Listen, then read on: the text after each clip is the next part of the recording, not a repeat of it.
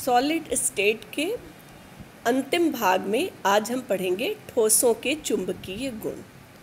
ठोस पदार्थ के चुंबकीय गुण उसके परमाणु में उपस्थित इलेक्ट्रॉनों के साथ संबंधित उसके चुंबकीय आघूर्ण पर निर्भर करता है। इलेक्ट्रॉन बच्चों आप जानते हैं नाभिक के चारों ओर गति करता है, घूर्णन करता है और अपने अक्ष पर भी चक्रण करता है और इन दोनों से चुंबकीय आघूर्ण उत्पन्न होता है और यही चुंबकीय आघूर्ण किसी भी पदार्थ के चुंबकीय गुण के लिए उत्तरदायी होता है।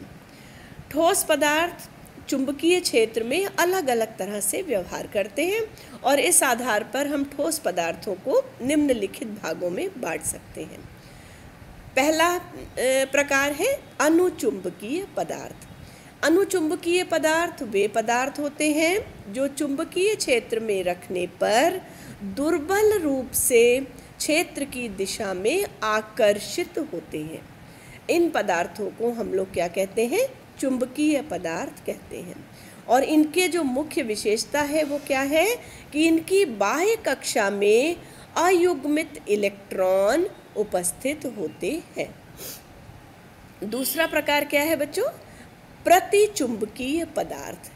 ऐसे पदार्थ जो चुंबकीय क्षेत्र में प्रतिकर्षित होते हैं उन्हें हम क्या कहते हैं? प्रतिचुंबकीय पदार्थ कहते हैं। और इन प्रतिचुंबकीय पदार्थों की जो परमाणु की जो बाह्य कक्षा है उसमें इलेक्ट्रॉन हमेशा पेयर्ड होते हैं या युग्मित होते हैं। तीसरा प्रकार है बच्चों लौह चुंबकीय पदार्थ।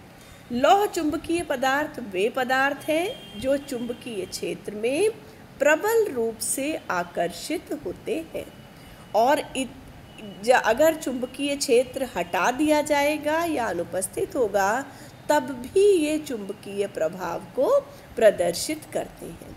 इनको हम क्या कहते हैं? लौह चुंबकीय पदार्थ। लौह चुंबकत्व बच्चों जब एक तरफ देखिए आप स्पिन जो है होगा इलेक्ट्रॉन का तो वो पदार्थ जो है क्या प्रदर्शित करेंगे? लौह चुंबकत्व प्रदर्शित करेंगे। समान दिशा में अयुग्मित इलेक्ट्रॉन के कारण उत्पन्न चुंबकीय आघूर्ण जब होता है तब उसी से लौह चुंबकत्व उत्पन्न होता है। लौह चुंबकत्व को भी दो अलग अलग प्रकार, उसके दो विशेष प्रकार है।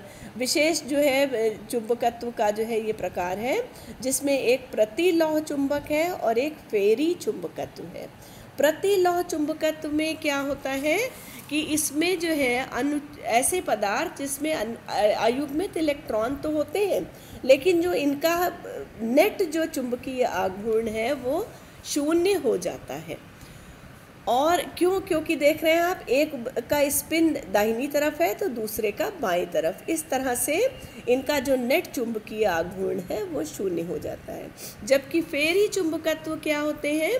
इसमें असमान अयुग्मित इलेक्ट्रॉन होते हैं और इस कारण से इसमें चुंबकत्व का गुण, ऐसा चुंबकत्व का गुण फेरी चुंबकत्व कहलाता है। तो बच्चों इस प्रकार से आज आपने चुंबकीय पदार्थों के विभिन्न प्रकार, ठोसों में जो चुंबकीय गुण होता है और उसके कारण जो उनके अलग अलग व्यवहार हैं उनकी जानकारी हासिल की। और ये इस चैप्टर का अंतिम जो है वो अंतिम इकाई थी इस चैप्टर की। तो बच्चों अब जो है आपको करना क्या है कि इस पूरे चैप्टर में शॉर्ट नोट्स बनाइए, छोटे छोटे। इनका आप जो नोट्स बनाएंगे उसमें विशेष ध्यान शॉर्ट नोट्स में दीजिएगा जिसमें आप कम शब्दों में अपनी पूरी बातें रख पाएँ और यही इस चैप्टर के लिए बहुत इम्पोर्टेंट है। अब इसके बाद अगली कक्षा में हम लोग नया चैप्टर विलयन शुरू करेंगे।